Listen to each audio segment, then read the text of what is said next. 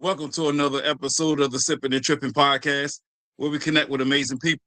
Today's topic is helping women date and find true love.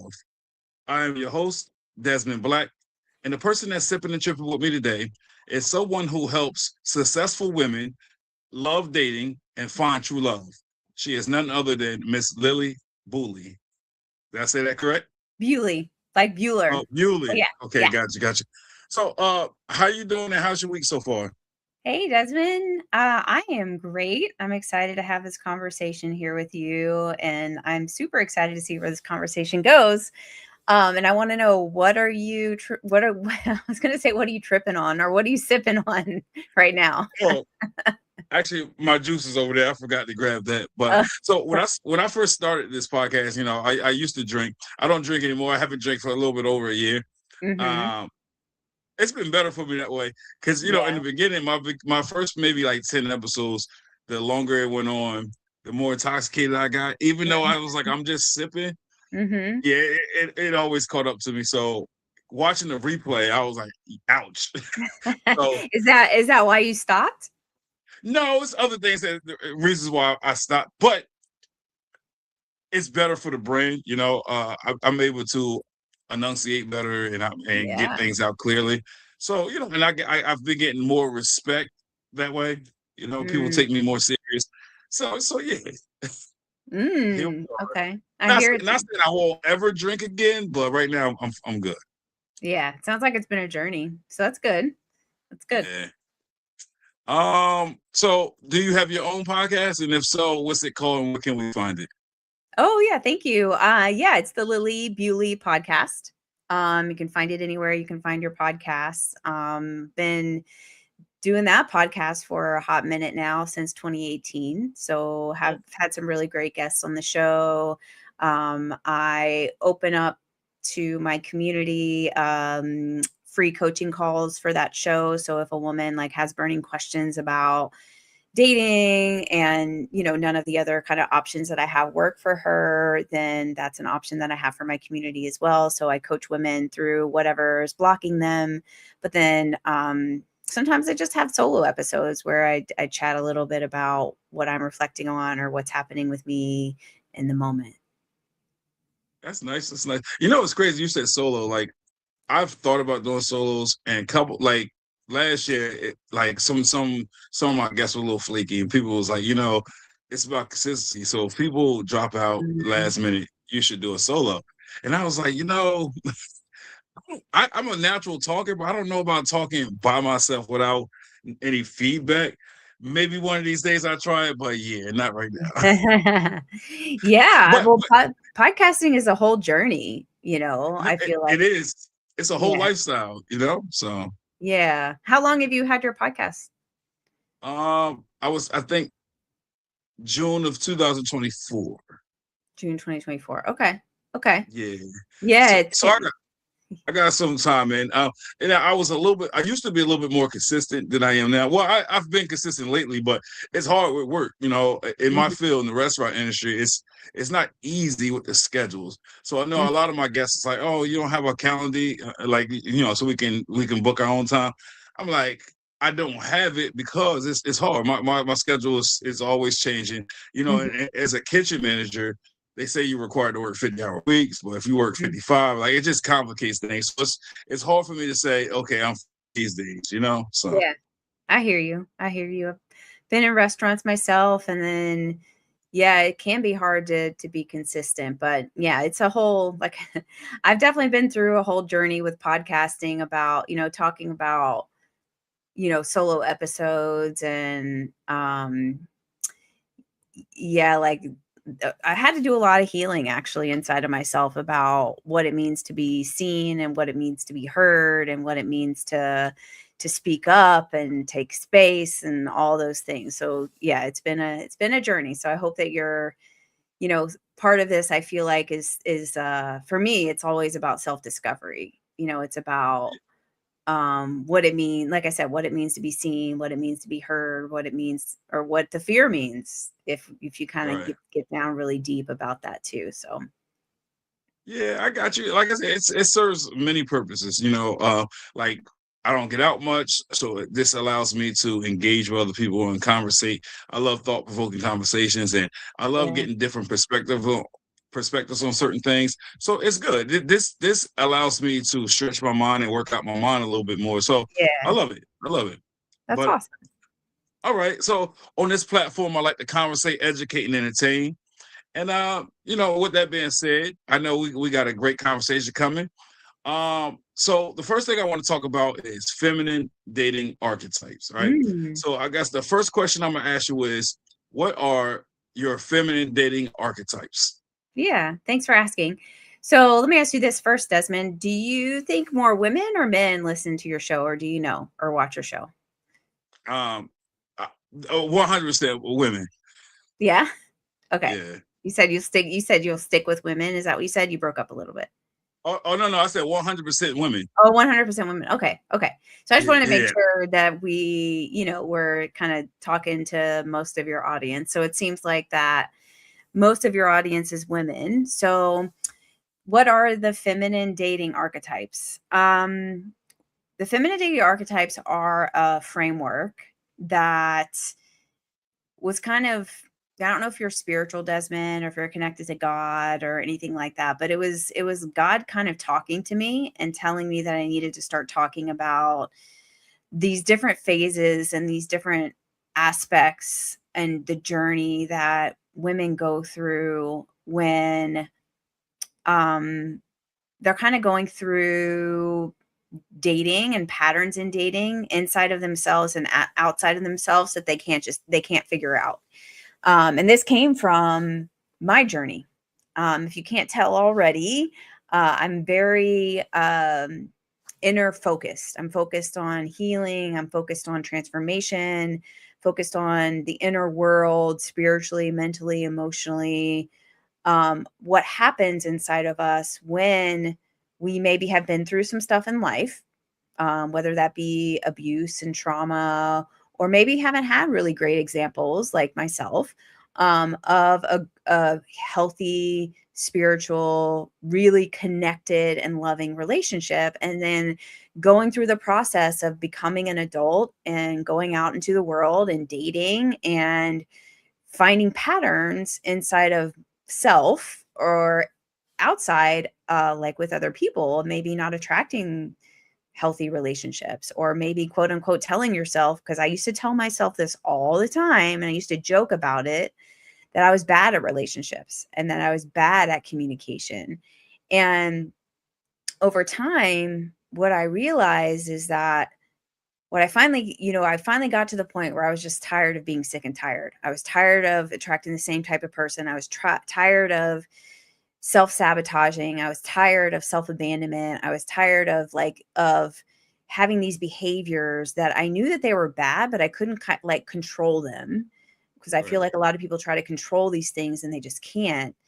And really kind of going through this process of healing inside of myself, and that's kind of where the feminine dating archetypes formed. They formed with like a step-by-step journey of who I became as a woman, and really becoming this version of myself that I kind of always felt that was there, but I never could figure out how to do it, and attracting the best man that I've ever known in my life. But so much better than the examples that I was given, so much better than the type of person that I was very used to attracting, and then really attracting the safest man that I've ever known, the best man I've ever known, the man that helps me and supports me and cheers me on and really like helps me become a better version of myself every day, really.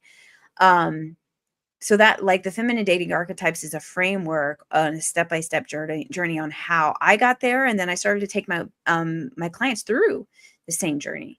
And so, you know, if anyone out there, if you're a woman and you're dating and you're seeing patterns inside of yourself and outside of yourself that you are wanting to understand better, that's where the feminine dating archetypes, that's what the value is. And the value with it is you go in and you take a quiz and it'll tell you okay, you are this type of woman, like the chill woman. You are the chill woman. And this is what I think that you have the opportunity to heal in order to get to the next level and the next stage. So in my communities, we talk about ascension, like ascending to the next level, and we talk about up leveling inside self so you can up level on the outside of you. And so that's what it's all about. Okay. Now, I wasn't familiar with the feminine dating archetypes, right? So, thanks to Google, I punched that in, and it said it's 7 different types. Is there Mm. more, or is it 7? Well, funny enough, Desmond, I have never Googled that before. Oh, for real? So it's yeah. So it's interesting. I'm gonna go Google it. But it's actually 4 from where I'm sitting. So I'm curious on if it was somebody else's archetypes maybe, or now I just Right. really want to plug it in to Google / ChatGPT or whatever, whatever kind of system that you use. But Right. in our community, it's 4. But now I am Gotcha. curious. What are you pulling up on your phones? Now I want to see. Oh, the 7 dating feminine dating archetypes. Okay, Uh, cool. Sounds like I need to correct AI. Okay, I see. 7 feminine dating archetypes and 13. Okay. So yeah. the framework that we do over in my community is there are 4. Gotcha. So there are 4 different phases, 4 different kind of levels in the journey from where we're sitting. And it starts with the chill woman for us, and then it goes to the fortress woman, and then the goddess woman, and then the magnetic woman. And the magnetic woman is like the target in the journey. That's like Gotcha. where a woman reaches this level of transformation inside of herself where she kind of becomes the woman that I believe, I say God, or you can say whatever word that you want, where I think God is calling her to be. And that's Right. where that's like a place of a very aligned sense of self.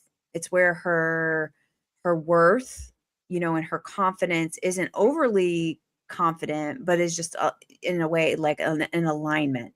It's an inner alignment where she's a magnet, and she attracts naturally everything in life that she's looking to call in, whether that be relationship, whether that be money, whether that be aligned and purposeful um, job or purpose or business or friendships or even a closer relationship with God.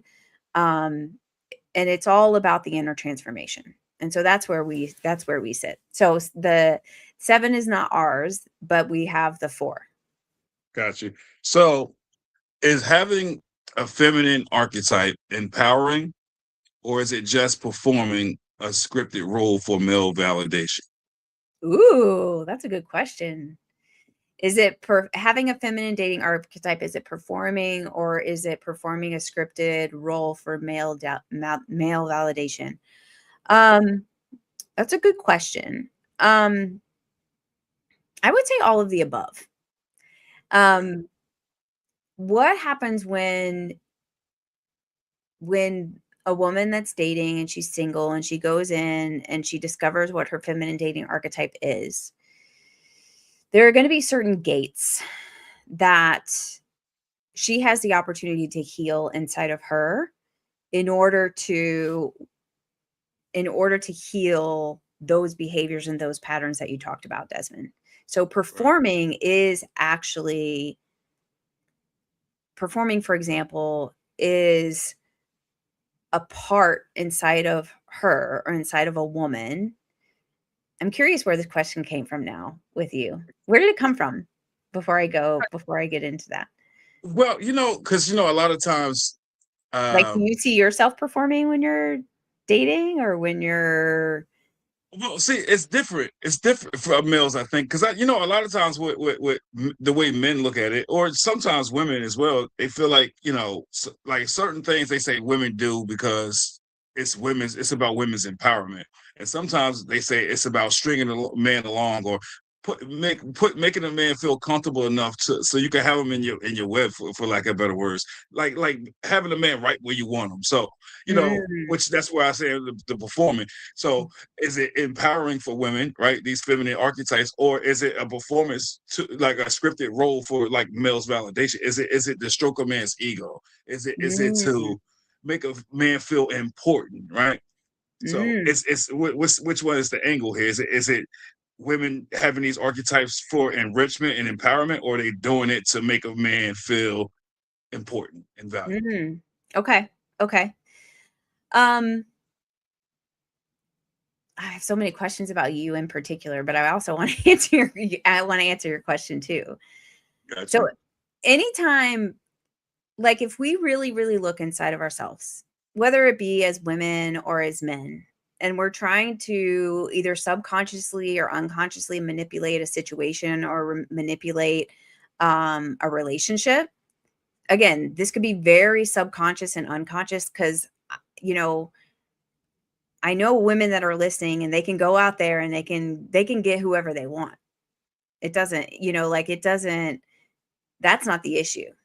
The Right, issue is more about what you just said, which is really, really pointed. Like it's very um insightful. Is the issue is not about that you can do it, but it's about the why. Why does manipulation or validation, why is that important to you or parts of you, right? Like, for example, I went through a period like the chill woman, for example, and the feminine dating archetypes is there's a root cause wound inside of her of I'm not enough.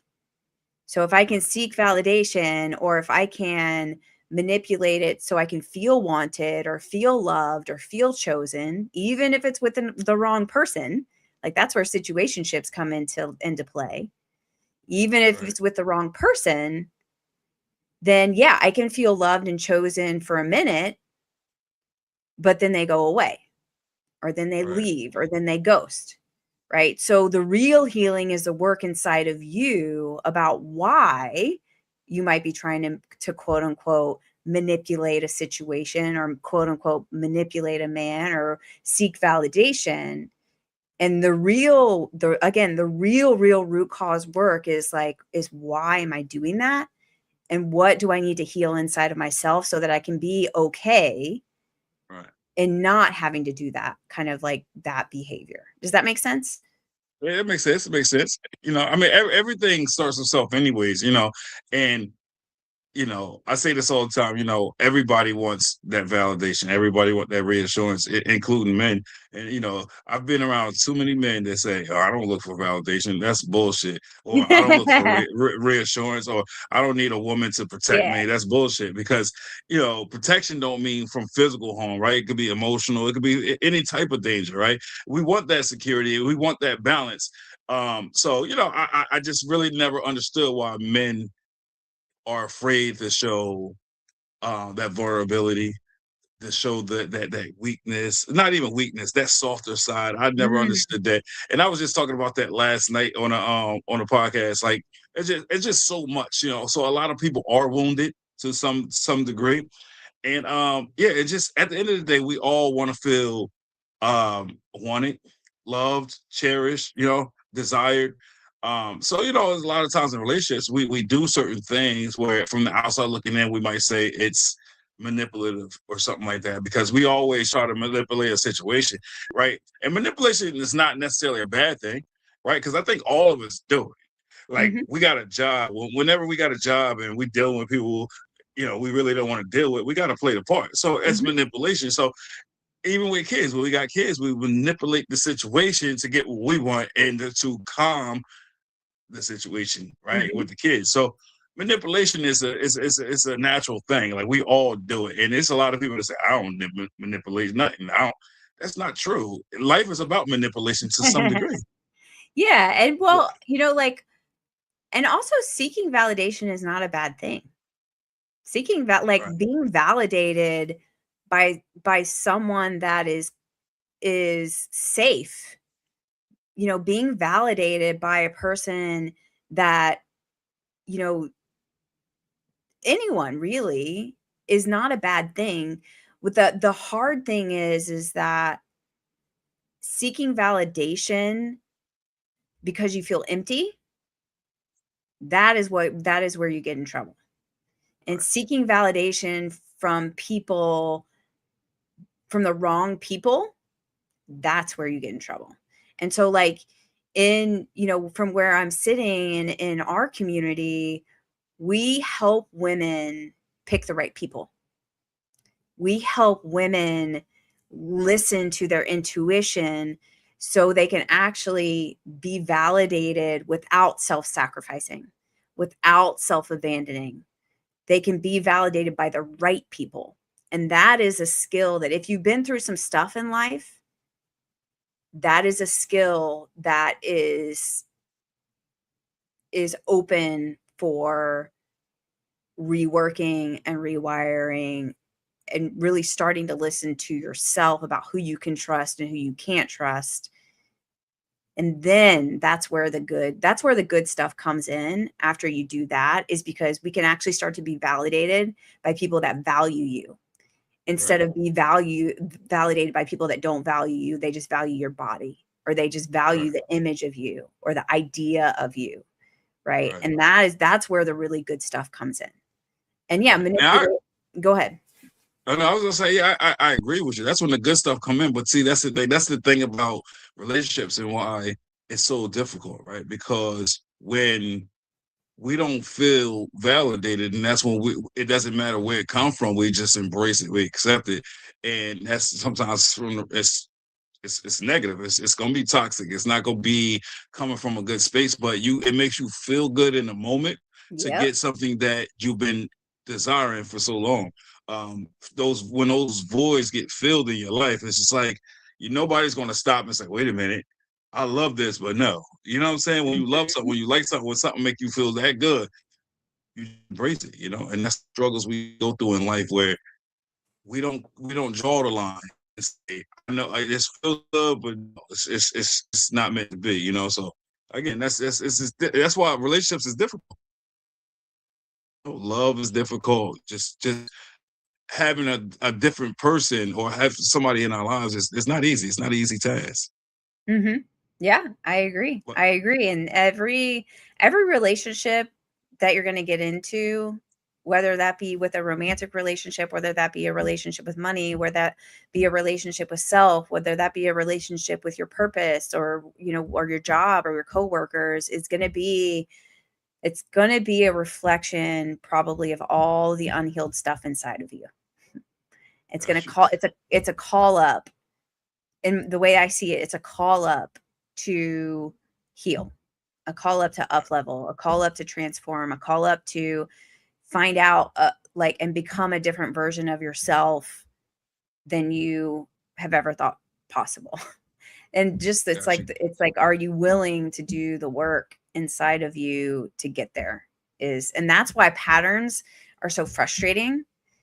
Like, if Right. you're seeing emotionally unavailable people coming to you when you're dating, if you're getting ghosted often, um, if you are sacrificing as a woman, or even a man, if you're sacrificing your body too quickly, getting intimate too quickly, even though you shouldn't be doing it, you do it anyways.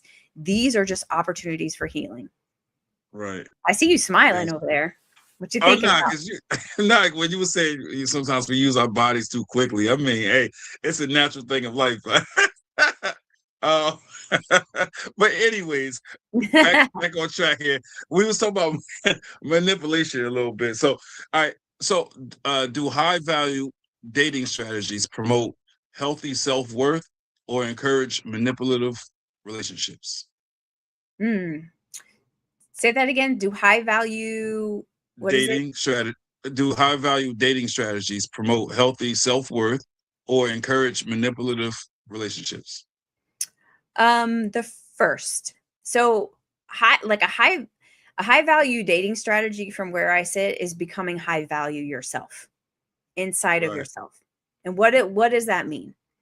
Um, I kind of have a problem a little bit, Desmond, with people just slinging high value man, high value this, high value that.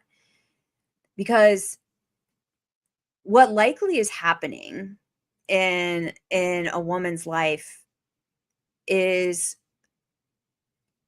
there's a misalignment in some respects with her behaviors, her emotions, her thoughts, or her limiting beliefs. Meaning that if she says that she's going to do something and she doesn't do it, then that's a misalignment. If she says that she wants to have positive thoughts, but all she's having is negative thoughts, then that's a misalignment. And so attracting a hot, quote unquote, high value man is less about the strategies and more about who she is. And so if you can't tell, what we do is we do the inner transformation to get the outer result. So high value is, are your actions, your behaviors, your thoughts, and your beliefs, like beliefs, I'm saying like at your core, do you believe that you are worthy? At your core, not in your head. A lot of women know that they're worthy in their head, but their behaviors don't line up with that worthiness. Right? Whether that be accepting situationships when that's not really what she wants. That is a disconnect between I'm worthy and my behaviors. Right. And so I feel like I'm hitting something, but you're just not telling. You're holding it close to holding it close to the vest. No. This ain't about me. But I can see on your face. But that's where the misalignment is. So right. If you are not attracting if you're looking for a quote unquote high value man, your opportunity is to become a high value woman inside of yourself first. Right. So like basic law of manifestation is as within, so without. So if there are patterns that you are attracting in your dating life that you are not liking, if as a woman, if you are wanting a masculine man, but all you're attracting is feminine man, then there's something that's happening inside of you that is driving that pattern. And so that is the work. That is always the work. It's the subconscious and unconscious patterning that likely comes from your past or things that have happened to you or your examples that have been set. And that the work inside of you that it's available. And we do this, in my community, is the healing work that's available in order to repattern and rewire so that you become the highest version of yourself. And then you attract that high value man.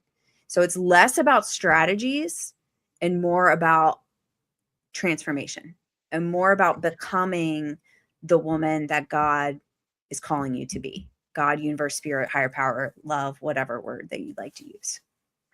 I got you. So I know what my definition of high value is to you. How would you break down in simple terms high value? What a high value woman is or high value man is? Sorry, you broke up a little bit. You said how would I define that? Yeah, because I know how I look at it, right? But I don't know if that's the same way you see it. So for you, when you hear high value, what does that mean to you?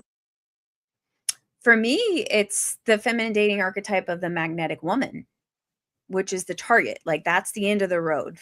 That's the woman that I aspire to be. I'm not 100%, right? Like I'm not perfect by any means. I'm still a human, but it is the woman that I am most of the time. And that it's the highest version of myself. That doesn't mean that I've like reached a pinnacle where I don't have healing left to do, because I always do.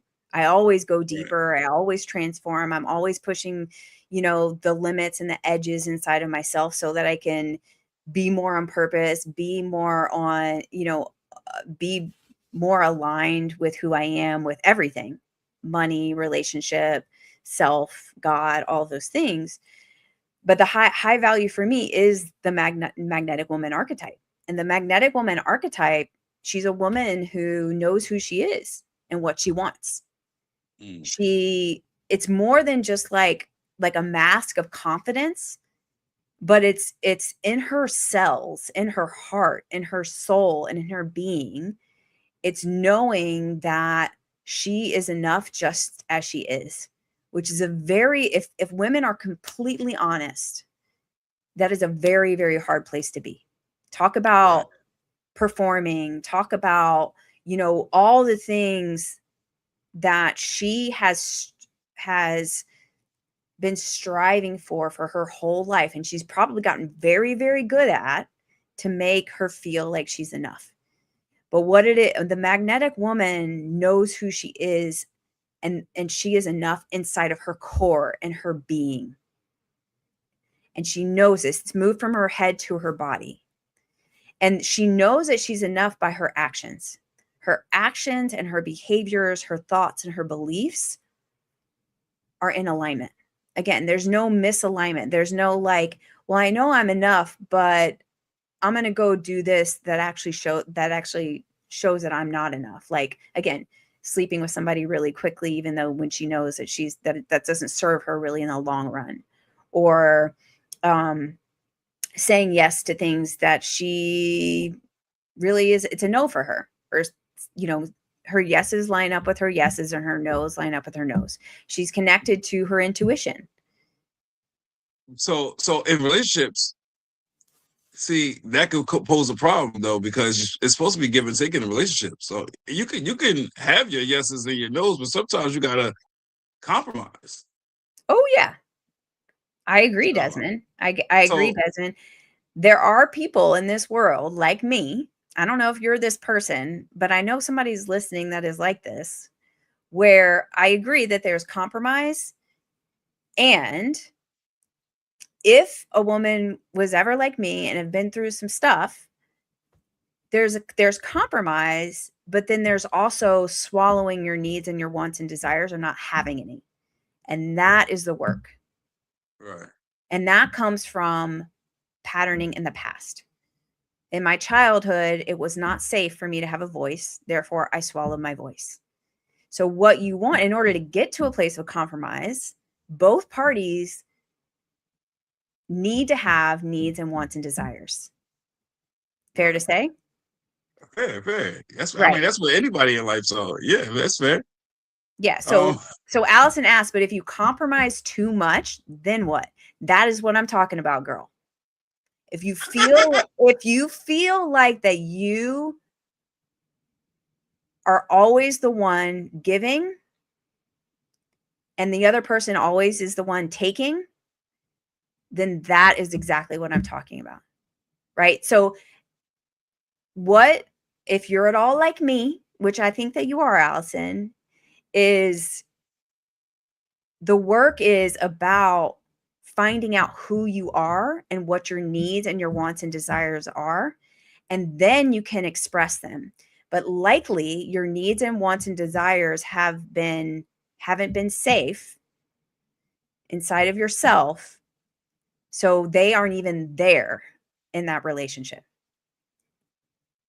So, and that is what we find out in the beginning. So it's like, I can tell you, Desmond, I knew my man was the one for me, not because of some like fairy tale, not because like people say, oh, when when I knew is when I started, when at the very beginning, when I spoke up for my needs and my wants and desires, even though it felt uncomfortable, and the way that he met me there, the way that he did not make me feel crazy, the way that he didn't try to change my mind, the way that he listened, the way that he celebrated me speaking up for myself and my needs and my wants and desires. And yeah, I hear you. Compromise absolutely is where you meet in the middle and you have that hard conversation of okay, this person has this person has this. How can we work it out together? But I'm talking about the woman that will over compromise in order to feel loved, validated, chosen, desired, etc. I got you. So almost like a yes man. Yeah. Like no, under no circumstances, whether it's going to make my day or break my day, I'm just going to say yes, just for a bit of hope and happiness is what you're saying. You got it. Yep. Oh yes, Those are the women. Yeah. Yeah, that's a problem. That's a problem. I mean, nobody should be like that, whether man or woman. Like, you know what I'm saying? So, hey, Yeah. those are those. There's it's funny because I do have I have masculine dating archetypes as well. And one of those is like that's the buddy. The buddy man is like that's the yes man. It's like the buddy man is like We it's the we friend zone. we call them simps. Them Yes. simple men. I can't be that. Mm-mm. I am too strong and too dominant. And men were born to stay at the forefront. Men are supposed to be the natural leaders, and I couldn't have it any other way. Like I can't be yes, honey, yes. Hell no, not me. I'm too strong for that. I mean, it's just who I am. I can't be one of them. Yeah. Well, the world needs leaders for sure, male leaders for sure. So that's the magnetic man. There's like the magnetic man and the magnetic woman. And when those two come together, I feel like that's when we're fulfilling God's purpose as a man and as a woman here on earth. And again, this is about becoming that person inside of you so that you can attract what you're wanting on the outside. Gotcha. So why is knowing that you need more self-love not enough? Ooh, that's a good question, Desmond. So I feel like it was revolutionary maybe like 10 years ago or 15 years ago where, people were like, oh, like in order for people to love you, you really have to love yourself. And that was like, it was kind of revolutionary at the time. And then today it's pretty messed up because if you have been through some stuff in your life, and whether you know it or whether you don't, but if you're seeing patterns that aren't like fulfilling for you inside of yourself or outside of yourself, there's something happening there. There's something in there. And loving yourself is not just going to, go in and taking a bath. Or loving yourself is not just going to like go get your nails done.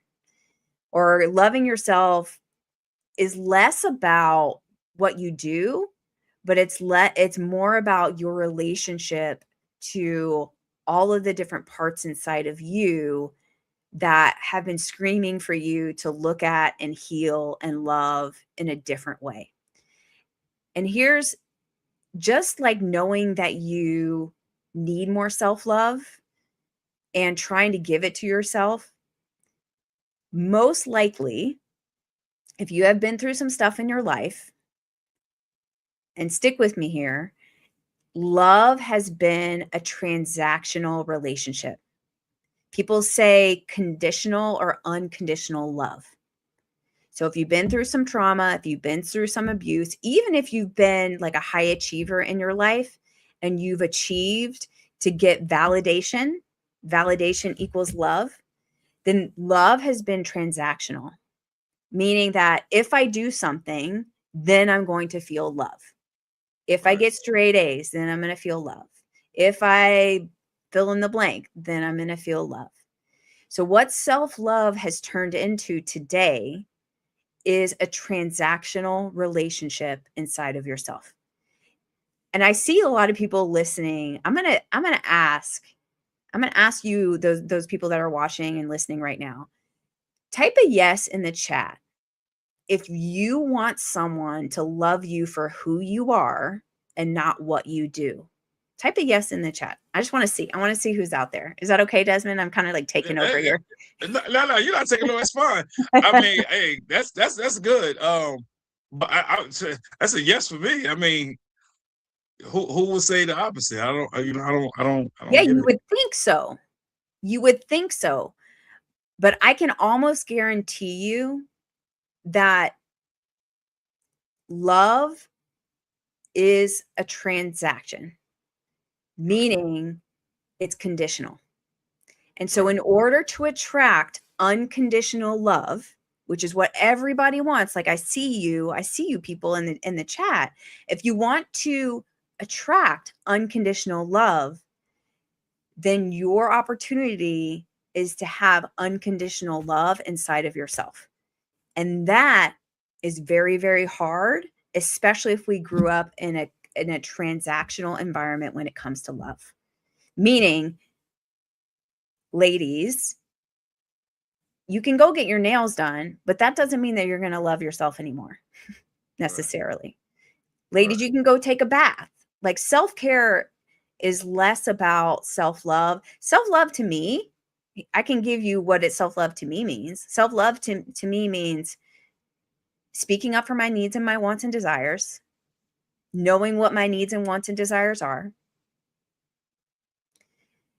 setting boundaries and sticking to them, and being on purpose, and framing my life in connection and in love, and doing everything towards that purpose. And so it's really about doing the inner work about what love really means to you inside of yourself.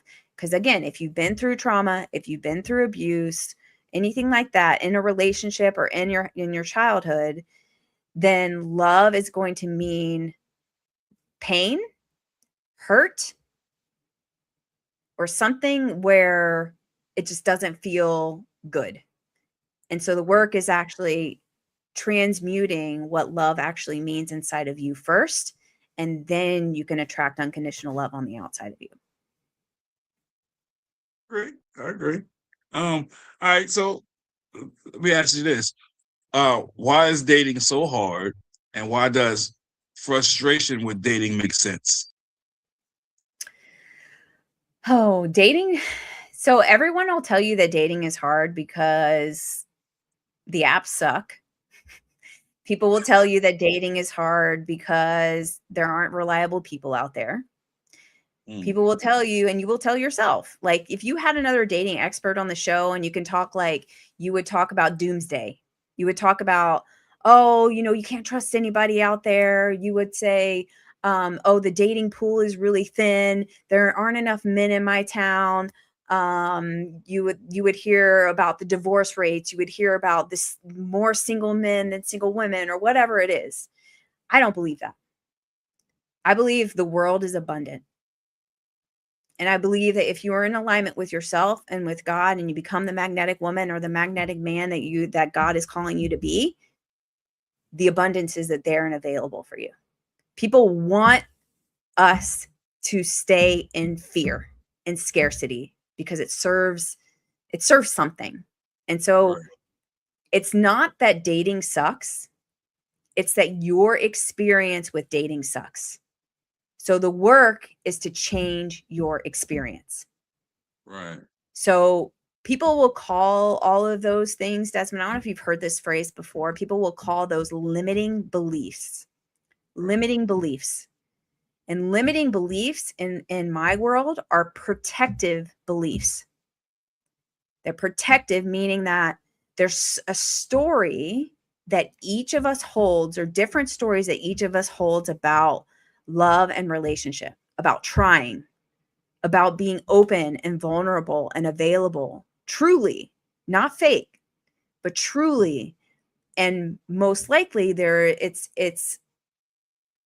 coincides with fear that I'm going to do the same thing again, fear that I'm going to be hurt again, fear that I'm going to pick the wrong person again, fear I'm going to look like a fool again, fear I'm going to be ghosted again. Right. And so the story is that dating sucks, but the work is how do you change your experience? Right.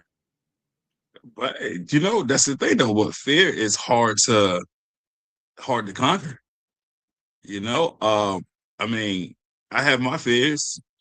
Fears, insecurities, however you want to put it. But the thing is, I'm a firm believer that a closed mouth don't get fed. I'm a firm believer that you gotta face that fire in order to achieve greatness.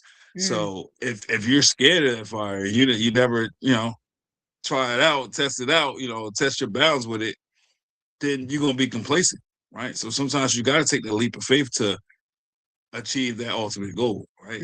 Mhm. You have to. When people say no, you gotta open another door and hope for a yes. And that's where I stand in my life. It's a lot of times I felt defeated, but I was like, nope. I have a purpose. And you mentioned God. You asked me if I was religious or spiritual. Well, I just started my spiritual journey like almost 3 months ago. And so yeah, I'm a Christian. I go to church now. And it's crazy. I said that as an adult, I would never step foot in a church. And somebody says to me a while ago, don't tell God what you're not going to do, because He gonna find a way to tell you the devil's a lie. So and the proof is in the pudding. Here I am doing something I told God I wasn't going to do. So Yep, that's so true. but it's been an amazing feeling, and this is the thing. Like, I know just because a door closes, maybe several doors close, don't mean it's the end of the road. I just got to keep pushing it, and that's that determination. Sometimes you just got to stand 10 toes down and just put in that work, as we always talk about. So Yeah, totally. I agree. I agree. now I know you need to get out of here. I just want to ask you one last question before we close. Why does relationship advice feel so bad? Mm. Well, I can put it pretty directly because I do have to go. And relationship feels advice feels bad because it's surface level, especially if you are seeing patterns that you don't like inside of yourself and outside of yourself.